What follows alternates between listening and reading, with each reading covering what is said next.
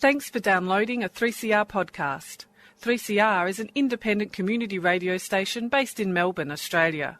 We need your financial support to keep going. Go to www.3cr.org.au for more information and to donate online. Now stay tuned for your 3CR podcast.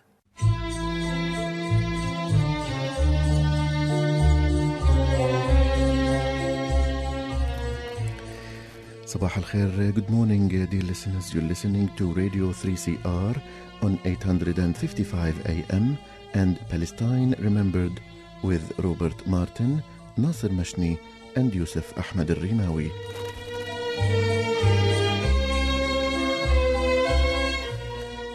Palestine Remembered is Australia's only English-language radio program that is totally dedicated to Palestine. We'd like to welcome those listening on 855 and those that will join us on podcast at 3cr.org.au.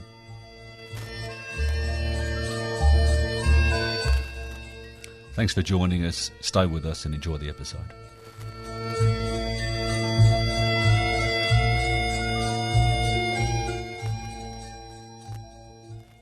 Good morning, Nasser. Morning, Yusuf. How you doing? While Robert is bringing us coffee from Footscray. Well, we're excited that he's going to be joining us from sabbatical next week. So stay tuned to listen to Robert and the two of us next week. Yes. So this week is another edition of Palestine Remembered and another important topics to talk about. Increasingly, Yusuf, as you know, we're so attuned to Palestine and what's going on, and so our listeners get much of their information from our radio show. But we had a really momentous resolution passed in the Irish Senate during the week. Great victory for the boycott. Yeah, absolutely. Where the Senate voted 25-20 in favour of a boycott of any services and products from the settlements. So we'll talk about that. Yeah. And also we have the anniversary of the assassination of one of our great thinkers and writers in Palestinian modern history, Ghassab Kanafani. We'll talk about that. And the year 12 results came out last week in Palestine, what we call the Tawjihi. We'll talk about this. But what else do you have? And we're also going to talk about the tightening of the siege within Gaza, and also to promote some fantastic Palestinian arts and as well as politics coming. So Al-Fat Mahmoud's coming, as well as Noura, Harakat, and also a big plug for Taha. There's still chance for our listeners to see the 2 p.m. show on this afternoon on Saturday, as well as the 7 p.m. show. If you come along to the 2 p.m. show, you'll be able to meet my family and I. Will be there, about 11 of us. So come along. Your tribe. So we'll start with the island, Nasser. Another great victory for the boycott.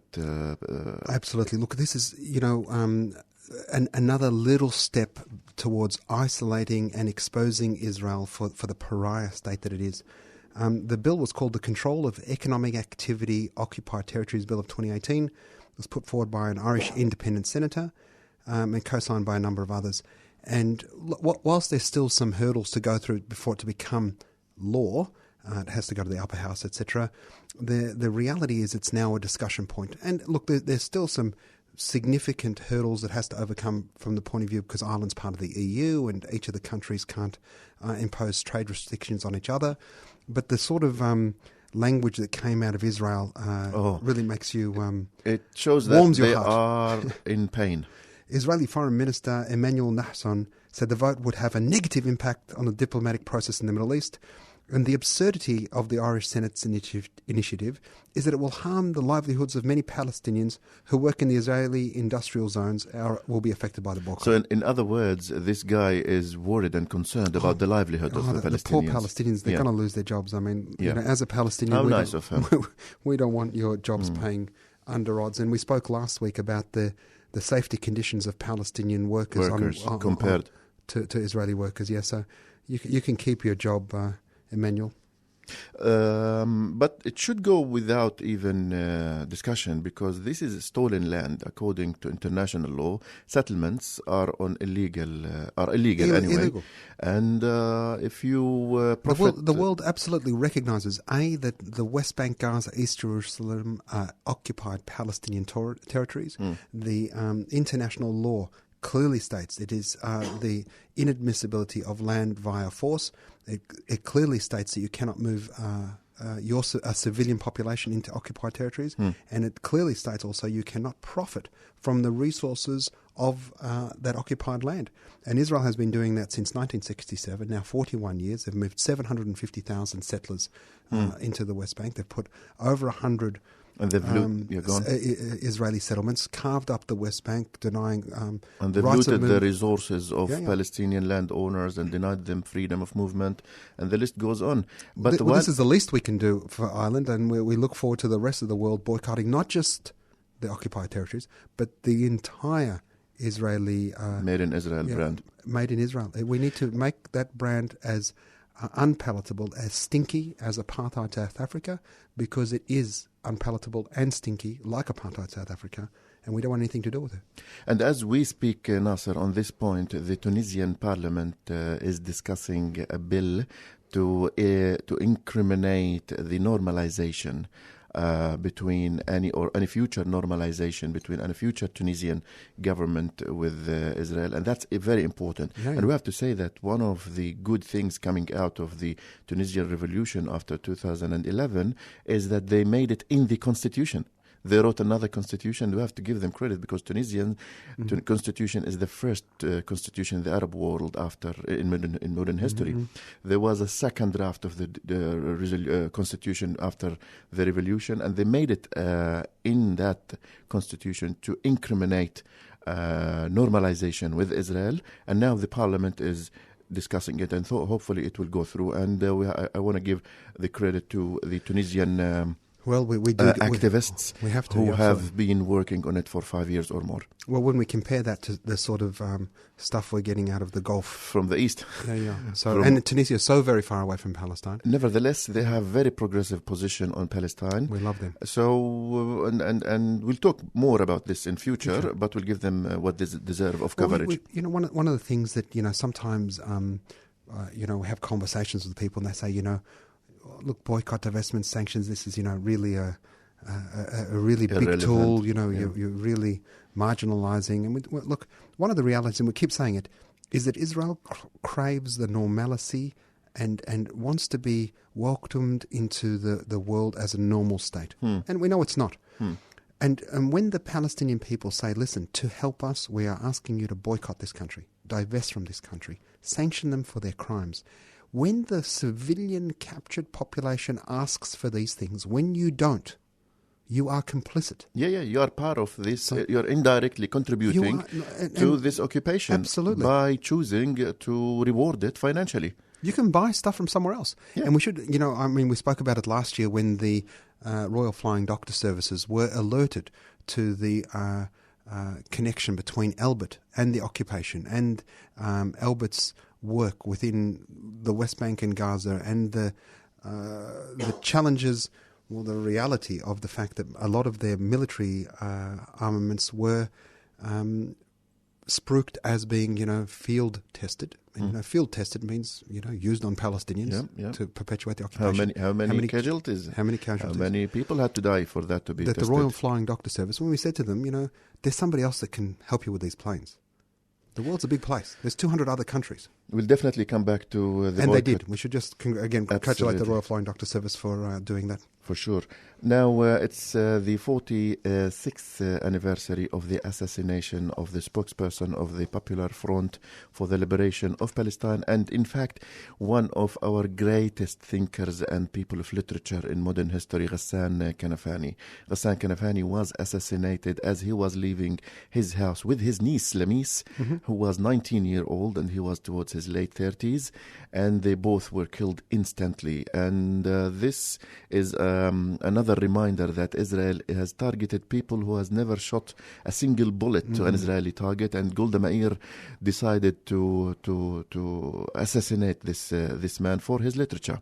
Yeah, we should say just on that, the obituary in the Lebanon Daily Star said he was a commando who never fired a gun, whose weapon was a ballpoint pen, and his arena was the newspaper pages.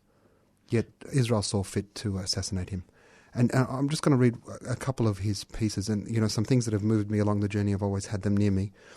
But This is something that, my father, would often talk to us about. He said, everything in this world can be robbed and stolen, except one thing.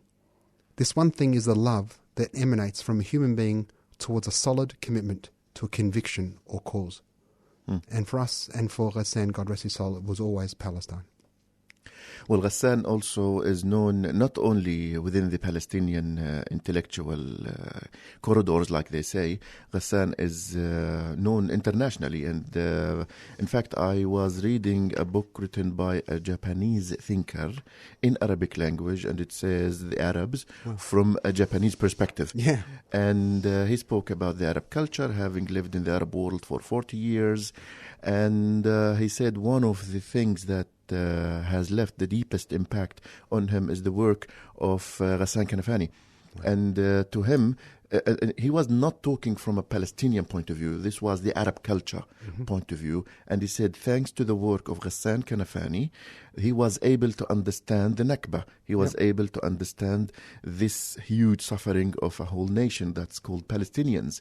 So we can... Of course, we can fill this episode talking about Ghassab Kanafani and even more. But we don't want to also belittle his work as a politician, because he was a fighter, as in freedom fighter. He was with the PFLP since its inception, became their spokesperson, and he became the editor-in-chief of the newspaper Al-Hadaf. Yeah.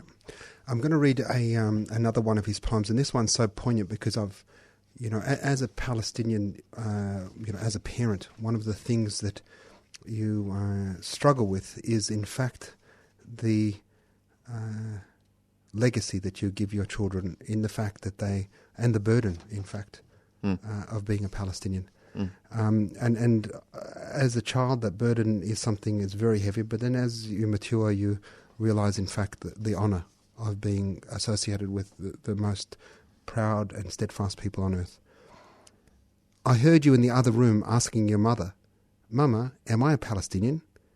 When she answered yes, a heavy silence fell on the whole house. It was as if something hanging over our heads had fallen, its noise exploding. Then silence. Afterwards, I heard you crying. I could not move. There was something bigger than my awareness being born in the other room through your bewildered sobbing. It was as if a blessed scalpel was cutting up your chest and putting there a heart that belongs to you. I was unable to move to see what was happening in the other room. I knew, however, that a distant homeland was being born again. Hills, olive groves, dead people, torn banners and folded ones, all cutting their way into future of flesh and blood and being born in the heart of another child. Do you believe that man grows? No, he is born suddenly. A word, a moment, penetrates his heart to a new throb. One scene can hurl him down from the ceiling of childhood onto the ruggedness of the road. Also, Nasser, Israel's policy is to get rid of or to assassinate thinkers more than any other members of the Palestinian society. And we should remember Wael Zaiter, our ambassador to Roma, or PLO representative to Rome, who was assassinated in 1972, from an Algerian Italian writer. The work of Wael Zaiter is the building block on which other Arab intellectuals in Italy have started, especially in translation. He was the first to translate the great tale or collections of tales that's called 1001 Nights into Italian. Alf Layla wa Layla. And also Najil Ali, the famous Palestinian cartoonist. Also Majid Abu Sharar, the Palestinian thinker who was also killed in Italy in 1981. These people don't necessarily make it to international media because they didn't have big political role, but nevertheless they shaped the intellectual and cultural identity of Palestinians in modern history. And that's where the danger is for Israel.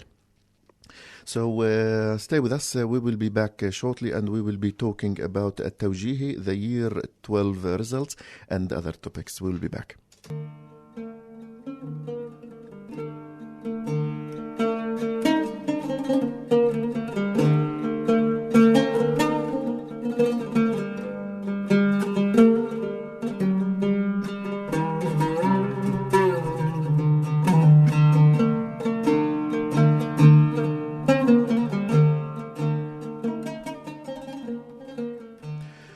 You're listening to Radio 3CR on 855 AM and another edition of Palestine Remembered.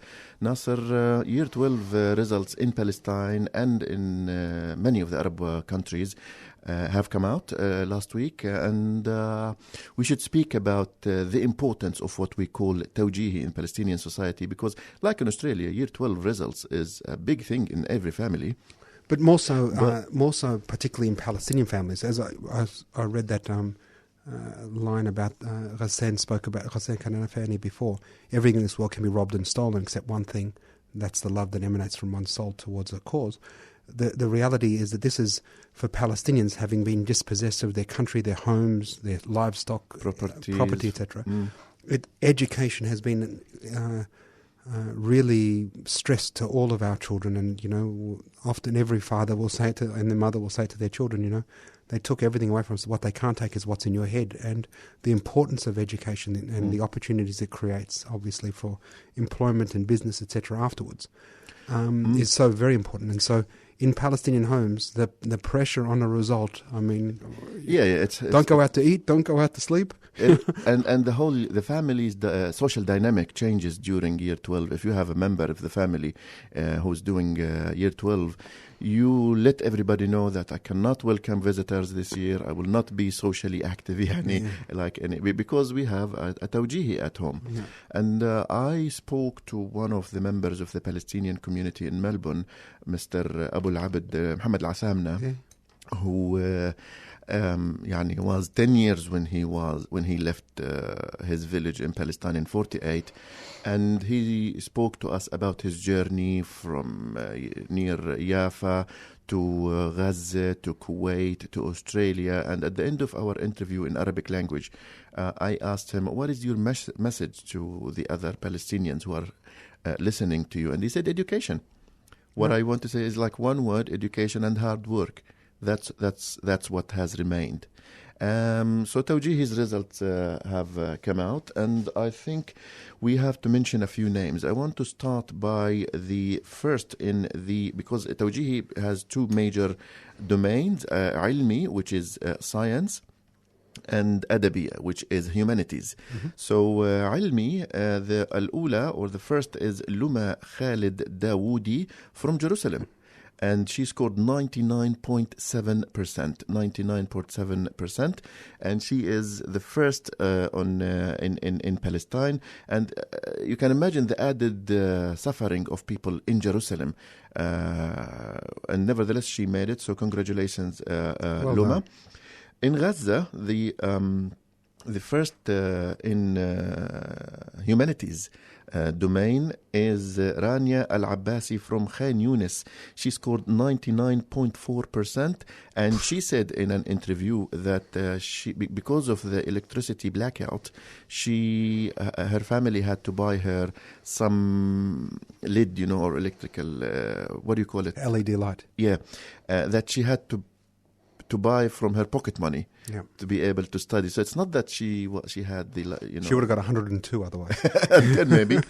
So congratulations, Randy. And also I want to mention Rand Abdul Karim Al-Rimawi, a relative of mine. Nice. Not because he's a relative, but because Abdul Karim is a prisoner. Rand was 8 months old when her father was taken to prison. And she made it all the way up to Tawjihi. And with the help of her mother, she scored 94%. And, so her father's still in prison? Still in prison. And she dedicated this victory to Abdul Karim, her father, and to all Palestinian prisoners who have relatives, who couldn't see, who couldn't hug. And she said that, while I was very happy to receive this result, the happiness isn't complete because I cannot hug my father. I cannot, share this happiness with Abdul Karim. And in this family, another level of resistance, Nasser. Yeah, look, the Israelis use, obviously, prison as a way of dictating and controlling Palestinian lives, but Palestinians are very resourceful and find ways to overcome the obstacles. And world leaders in surreptitious IVF, we'll call it, surreptitious IVF. And Randa's got a 5-year-old brother, Majid, who was born despite the fact that the Israelis continue to imprison his father and her father. And the reality is we look forward to his Tawjihi and the 94% that he has, the standard he has been set for him. Because he'll be hearing about it. This is what happens in Palestine. Pressure. Your sister got 94. And I have to say that normally boys don't get as good results as their sisters. Well, our Palestinian women are superior. Yeah, we have to admit that. I give them this Absolutely. credit. Also, I want to mention Aya Abbas, a Yarmouk girl who, despite having her house demolished and having to flee the Palestinian refugee camp in Damascus, she scored 100% in the 9th level of Syria. She's number 1, of course. You can't be higher than this. Aya Abbas from Yarmouk in Syria. I also want to mention Malak Bishtawi, who scored 100% in Saudi Arabia. Wow. And she is, of course, number 1 in Saudi Arabia. And she's not the first in the family. Her brother, Yahya Bishtawi, did that 2 years ago. So that's amazing. Good stock. That is amazing. Well done. So we can mention more, but I want our listeners to know that education is more than education, and also the likelihood of finding better opportunities, given that we have very limited resources, whether under occupation, under siege, or even in other Arab countries as refugees. So congratulations to all those who made it in Palestine, and we're looking forward to hearing more of this wonderful news.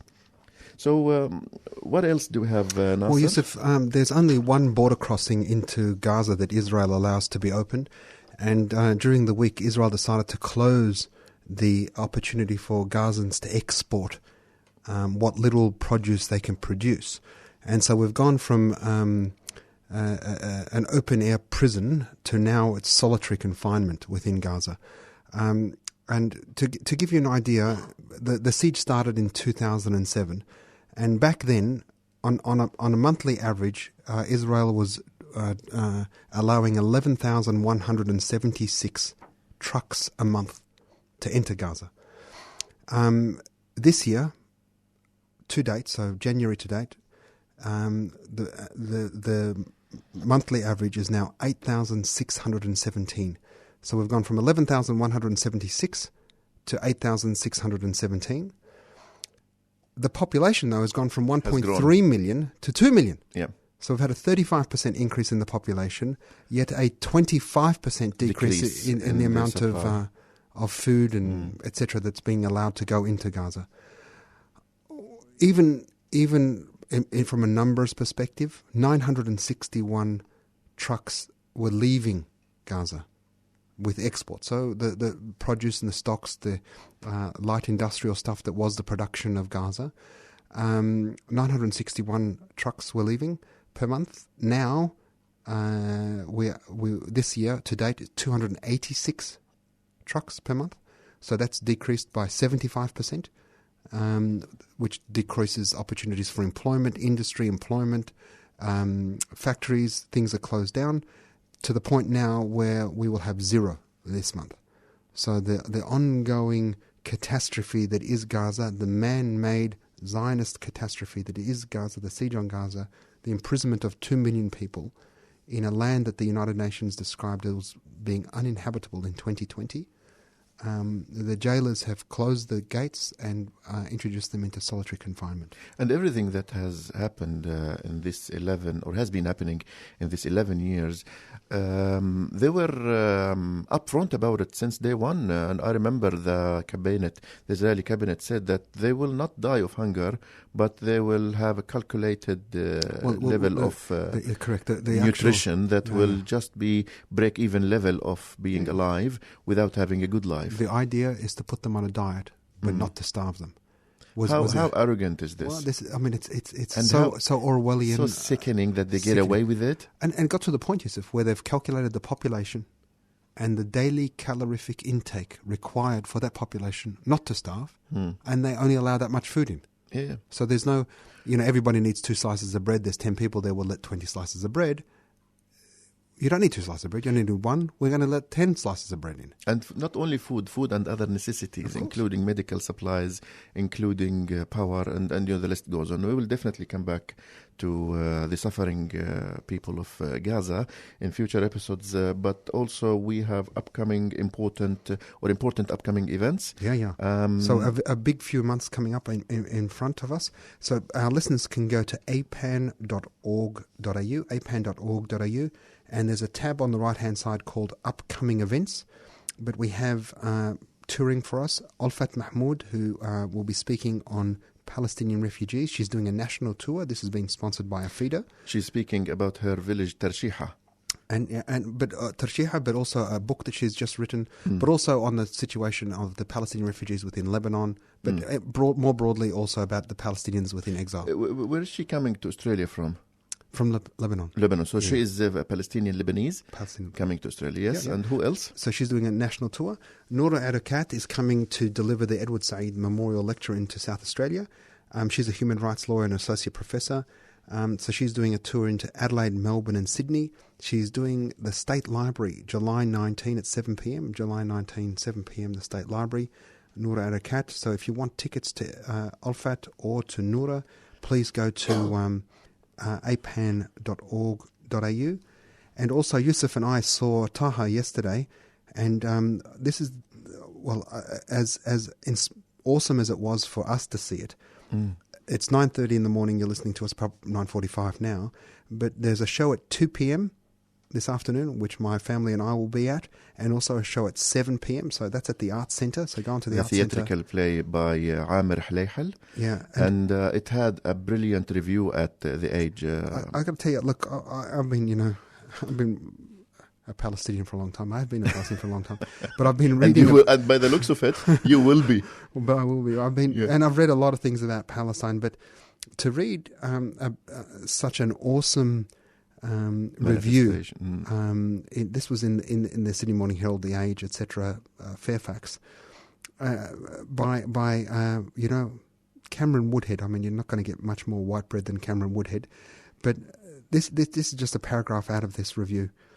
Through his subject, Hlayhal puts a human face on Palestinian dispossession, suffering and flight, and embodies his people's resilience and zest for life. It's compulsory viewing for anyone who's a bit vague on the troubled history of Palestine, or indeed anyone who loves poetry. But beyond its instructive quality and moral purpose, it's a joy to watch acting of such skill and sustained emotional intensity. So if you haven't seen Taha, and you are free 2 p.m. or 7 p.m. today, do yourself a favour. Hopefully there might be a ticket left for you. Go on to the Arts Centre, and hope to see you there. So we have 1 minute, Nasser, before the end of the show, and I want to mention a group in Greece who are doing magnificent work for the ex-Syria Palestinians and Syrian refugees. This is the DFLP office, the Democratic Front of the Liberation of Palestine. They turned their office into a working bee, basically. They dedicated all their time and effort and money with basically very limited resources, financial resources, to provide aid to the Palestinians fleeing the war from Syria and crossing to Egypt, and also other Syrian refugees. So they deserve big thank you. Big thank you, Mr. Mihyar Qatami and every other member in his group in Athens.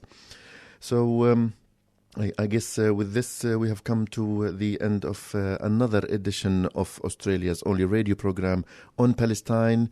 Thank you for being with us, and we look forward to being with you next week, same time, 9:30 in the morning. This is Robert, Nasser and Yusuf wishing you the best of time, and salam.